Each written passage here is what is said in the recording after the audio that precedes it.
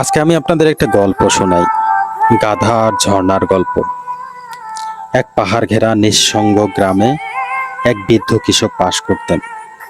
তার জীবন ছিল খুবই সাদাসিধে, কিন্তু হৃদয়ে ছিল প্রশান্তিতে ভরা। তিনি ছিলেন পরিশ্রমী এবং প্রকৃতি খুব ভালোবাসতেন। তার পাশে একমাত্র সঙ্গী ছিল একটি পুরনো গাধা।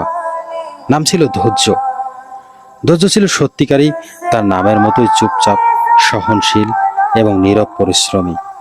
প্রতিদিন সকালে সে দুটি মাটির কলসি পিঠে নিয়ে পাথুরে পথ দিয়ে পাহাড়ের ওপার থেকে ঝর্ণা থেকে পানি নিয়ে আসতো। এই দুই কলসির মধ্যে একটি ছিল একেবারেই ঠিকঠাক, আর অন্যটি ছিল খানিকটা ফাটা। যাত্রাপথে ফাটা কলসিটি থেকে অল্প অল্প করে পানি পড়ে যেত।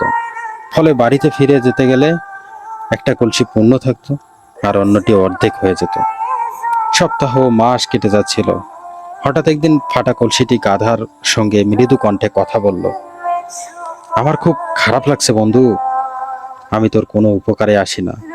আমার ভিতরের ফাটলের কারণে প্রতিদিন অর্ধেক পানি নষ্ট হয়ে যায়। আমি ব্যর্থ, আমি তোর বোঝা ছাড়া আর কিছুই নয়। গাধাটি মৃদু হাসলো। তারপর দিন সকালে তাকে বলল, আজ যাত্রাপথে একটু মনোযোগ দিও, তোমার ডান পাশে তাকিয়ে দেখো।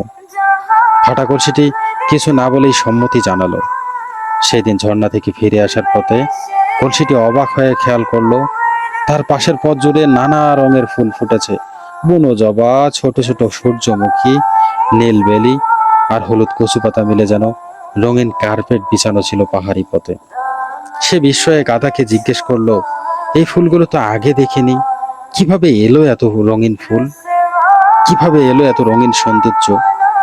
গাধাটি মুচকি হেসে বলল, তুমি যখন বলেছিলে তুমি ব্যর্থ, আমি কষ্ট পেয়েছিলাম, কারণ তুমি বোঝোই না তুমি কত মূল্যবান। আমি জানতাম তুমি ফাটা, তাই সেই পথের দিকে আমি প্রতিদিন ফুলের বীজ ছড়িয়ে যেতাম, আর তুমি তোমার ফাটলের মধ্য দিয়ে পানি ফেলেই দিতে। সেই বীজেই প্রাণ ফিরে পেয়েছে। ফলাফল হলো এই ফুলের পথ। যতদিন তুমি নিজের ভেতরের ত্রুটিগুলো নিয়ে লজ্জিত ছিলে, ততদিন তুমি বুঝতেই পারোনি সেই ফাটলের লুকিয়ে থাকা অন্যের সৌন্দর্য তৈরি করার শক্তি। কলসিটির চোখে জল এলো। সে নিজেকে এখন আর বোঝা মনে করে না। তার মনে হলো তার ত্রুটিটাই যেন আশীর্বাদ।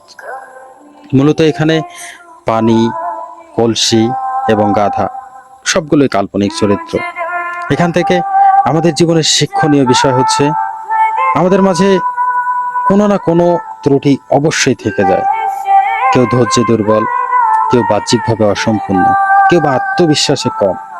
কিন্তু সেই ত্রুটির মাঝেই অনেক সময় লুকিয়ে থাকে অন্য কারো জীবনের আলো হয়ে ওঠার সম্ভাবনা। কখনো কেউ যদি তোমার ত্রুটি নিয়ে তোমায় ভালোবাসে, তাহলে জেনে রেখো সেই হচ্ছে তোমার সত্যিকারের আপন।